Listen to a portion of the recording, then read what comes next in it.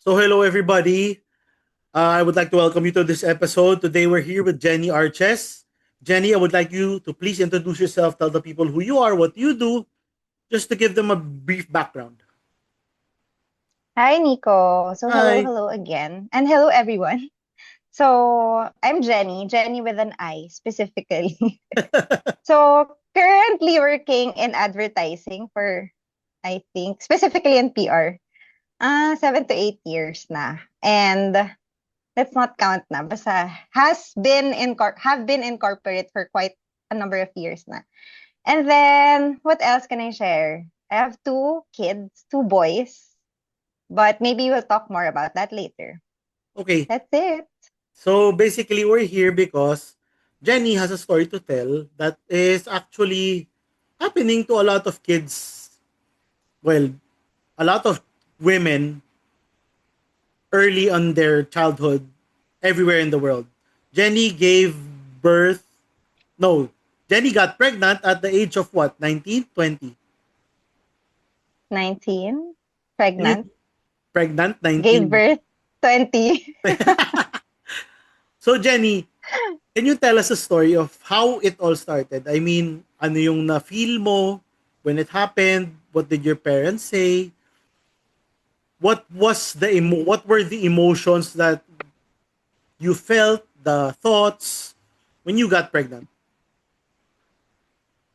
Hmm. Sige, to start off and to share, I found out I was pregnant at 20 na nga, but it was when I was in my second term na. Second term? Yun yung Yeah, right word. When I found out that I was pregnant. So 19 nga, di ba? yeah. And that was way, way back 2010. It was our debut year. Mhm. So, dami party. Magkasama pa yata tayo noon in one of the debuts of your cousin. So, I was actually in my third month na noon, but Yeah. I found out pa October. So, that was 4 months after. Um, Apparently, para lang akong, because I was pregnant small. So, Okay. very small tummy lang. Yeah. And then, actually, a college friend was also pregnant at the same time. Pero, we never thought na I was pregnant din. Because it's so weird. Kasi parang technically 3 weeks apart lang kami. Post na to, when I gave birth. Mhm. Pero yun pala yung difference namin. So, during the time na my friend was pregnant, parang hindi ko pa naisip I was pregnant back then. It was only when parang we noticed a little cute bump in my tummy. Pero it was hard. Parang ganun yung feeling ko Yeah. that time. Na parang sabi ko, I'm constipated Yeah. during that time.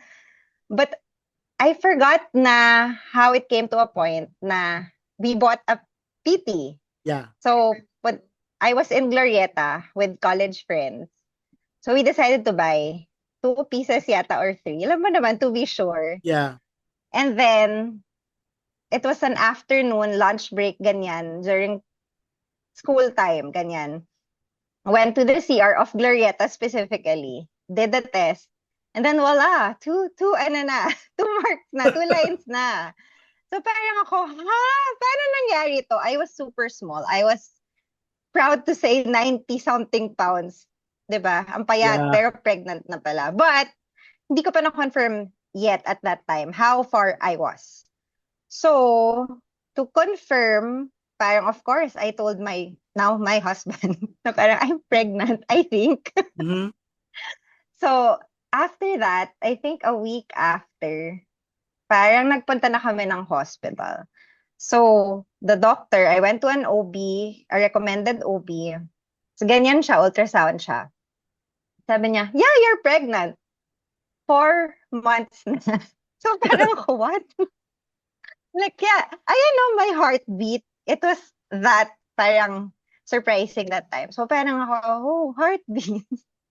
So, hindi pa siya nag-sink in. No emotions just yet, I think, that time. So, 2010 yon. So, Okay. that's 16-ish Yeah. years from now.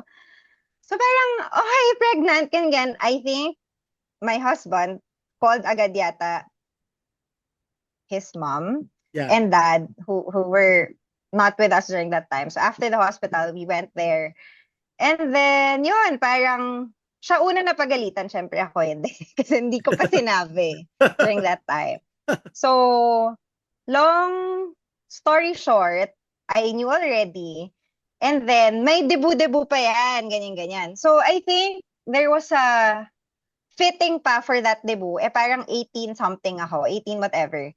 And then, nung mineasure ako, 3 weeks before that, nung trinay on ko na siya, hindi na siya kasha. Pero Yeah. it was my sister who went with me to do the parang rehearsal, fitting, whatever.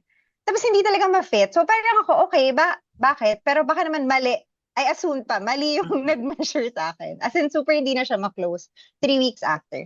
So, fast forward, parang yung sister ko went to my room while I was dressing up. And then, she looked at my tummy. Sabi niya, buntis ka, no? Or, you're pregnant. So, Yeah. parang ako, oo, tas cry. As in bad cry. Kasi I haven't told her for like, mag 1 month na. Kasi Yeah. parang, oh my God. Hindi, I wasn't showing. I was so small.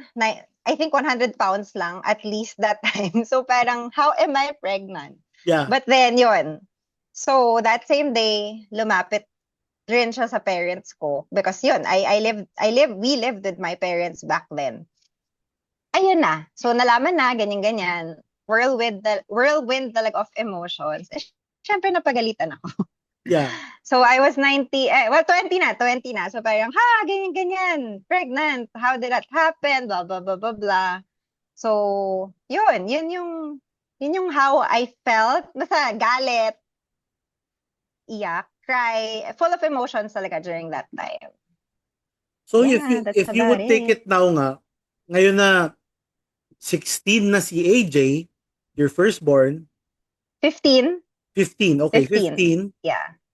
would you have changed anything? Would you have taken it back? Would you have do you regret getting pregnant early? Of course, nung start, andun yung regret, 'di ba? Pero, actually, it was an instant, since I love kids, parang, when I was accepting, is that the right word? When I was parang absorbing it na, okay, I'm gonna have a baby, ganyan-ganyan. Syempre, nandun pa rin yung parang, why now?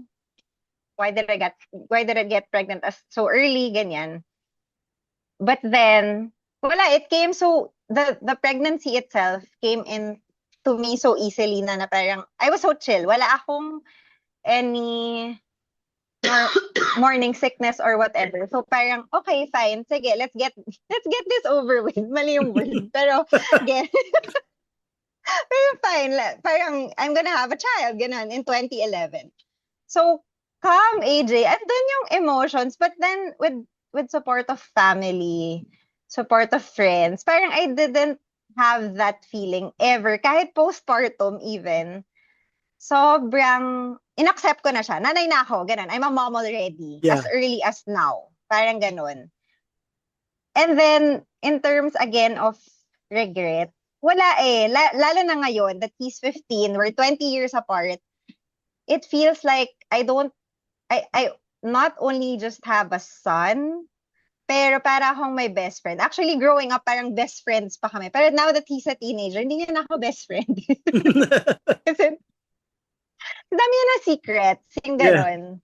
So, it's emotional in the sense na I have to be more responsible. Wala nang drinking sessions, minimal na lang. Yeah. And then now we drink together. Sometimes lang. As in Yeah. like shots lang, cute shots, ganyan. Yeah. So parang not only na may son na ako, but also parang friends na rin kami, barkada na rin kami in a way that when we talk about things, sobrang open siya up to him having two girlfriends na yata. I feel two girlfriends. Share niya sa akin very openly, and then may secrets na right now. Pero Yeah, way back nung una, sobrang like we're just two friends talking, and it's such a good relationship for both of us. that's good. So I just want to go back. Yung sa relationship naman with the parents, when they found out, how long until they were like, okay, she's pregnant, we have to be okay with it, we have to treat her better, or until ba lumabas si AJ, that's the only time they accepted that you were having a family na. Nung una siguro, if I may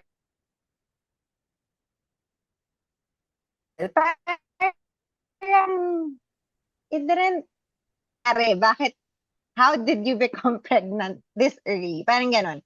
Pero parang they were also accepting na rin since yun nga, I'm already halfway there. Yeah, Technically, halfway there na ako eh. yeah, So parang it's more of, sige, what do you need? Ganyan, ganyan. We'll support you. What's your plan? Sige, stop ka ng school. And then, what's your plan after? More of ganun yung nakuha kong um, response, advice from my yeah, family. But parang afterwards, like, okay, pero magtatapos ka pa rin ng college, which yeah, I did yeah. and proud of. That's good. So yun, so after AJ came out, wala, as in, it was, since first apo din siya, sobrang everything changed. They accepted him fully, accepted me as a mom fully. And yun nga, they saw naman how I grew when I was starting something new in my life. Okay, that's nice. So actually, sa'yo, personally, what can you share changed in you when you had a kid that you never thought would happen early in your life, that you think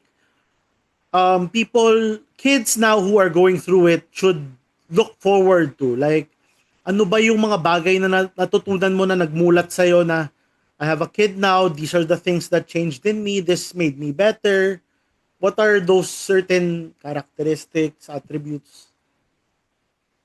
I think one thing muna that I'll be sharing is my one and only advice sa son ko himself since he's a teenager now. Yeah, So when we talk to him about, of course, yun nga, since very open na kami, the only thing that I taught him right now, since he's already starting to date people yeah, and engage with, I don't know, serious relationships na rin yeah. previously. Ngayon single naman siya, thankfully.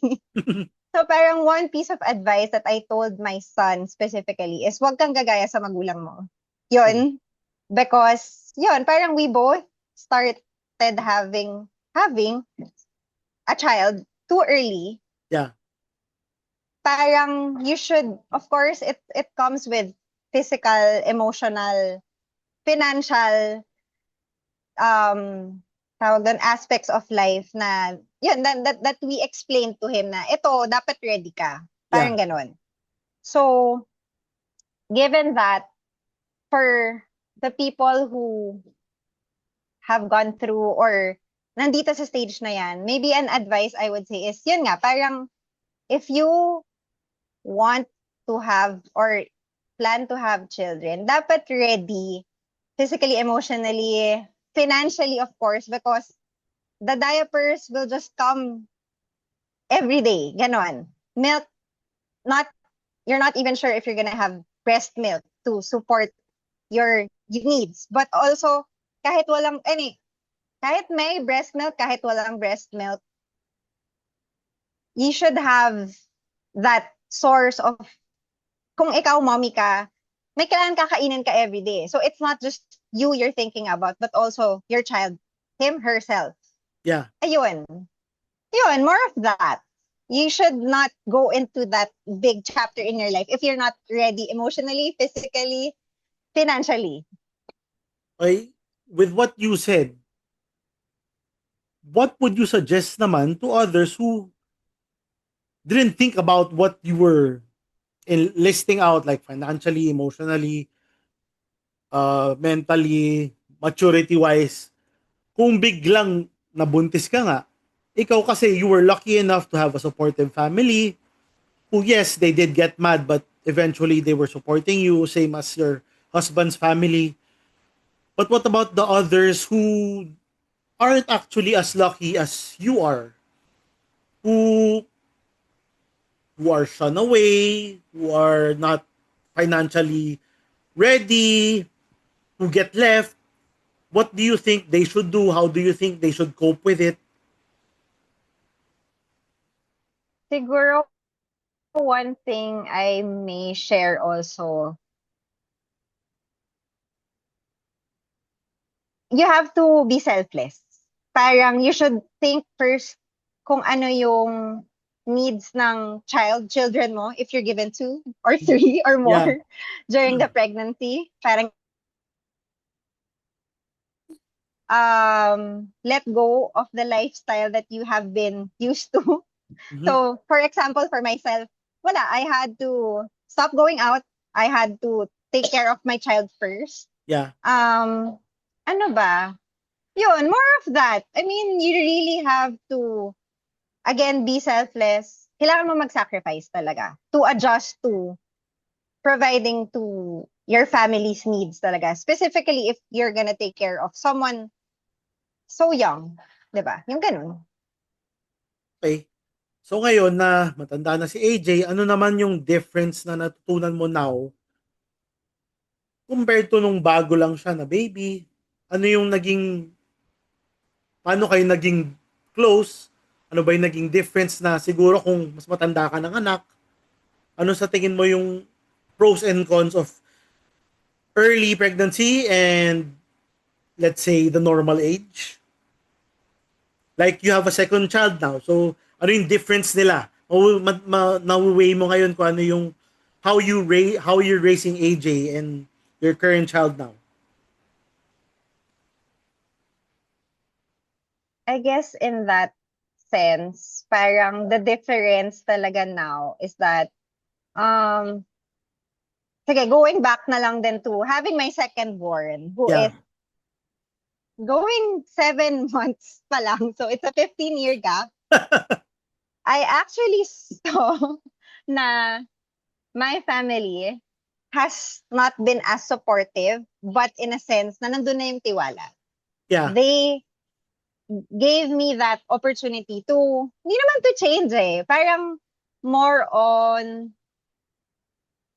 to learn. Sabi ng husband ko. More on to learn on your own. Dahil before, andyan kami. Kasi bata ka pa. Parang ganun.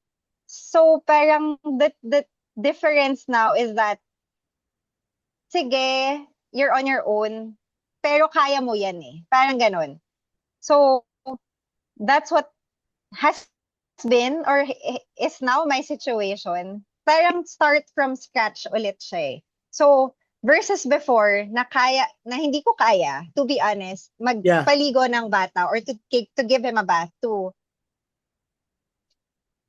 fit in whatever is in my wallet. Kasi syempre, before, hindi ako sumisweldo. I was just relying on support from my husband's family or my family or when I went back to school allowance lang. Yeah. So, tipid kung tipid, diba? Tipid kung tipid. But what I also learned is that let's be practical pa rin kasi yun nga, even if I have a 15-year-old and a 7-month-year-old, 7-month-year-old, tama ba yung term? 7-month-old. Yeah. Yeah. 7-month-old. Ang hirap. Ayun, so the gap is really different. But, yun, parang at the end of the day, you should just focus pa rin on what your children, now my children, still hoping, absorbing also that na I have 2 children now, na, yun, that's the difference. Pero at the same time, and at the end of the day, you have to put your children first over your needs. Sige, self-love is there, Yeah. pero you should always think of your children's needs. Later na yung wants mo and nila. But for everything that you do, kailangan kasama or kasalo sila sa what you think of in your day-to-day life eh. So, iced coffee comes later, but diaper and baon, yun, diaper and baon, yan, that's the perfect comparison that I have right now, given that I have a 0-year-old and a 15-year-old. You put your children first, your luho comes second, or even nasa dulo na yan. Yeah. Ayun. Actually, ang ganda kasi you have the comparison. You were blessed to have a 15-year-old and a 7-month-old kid. So you got to feel both sides of reality, technically. Before we end this, do you have any other tips or suggestions for people who might go through this earlier than you did? So you got pregnant at 19. I know and you know there are kids who get pregnant at 16 or even younger who aren't prepared. Do you have tips for them how they could change their mentality? How do you think they should think? How they should adapt? How basically to prepare?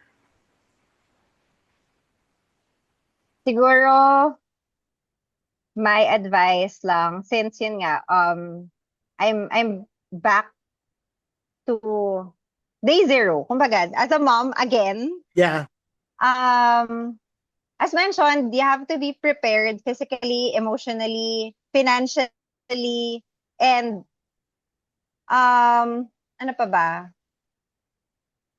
Be appreciative of the people around you. Yun. Knowing that you have family, friends who support you. And one thing siguro that I can share na I got from my sisters who have kids themselves, na wag ka or don't be afraid to say na you need the help and you need the support when they offer it to you. Kung yeah, sinabi nilang matulog ka, akin na yung anak mo, go for it. Grab the opportunity. Kasi pag mag-isa ka na sa life or pag, let's say your partner isn't present, your yaya isn't there, your parents, grandparents are not around you,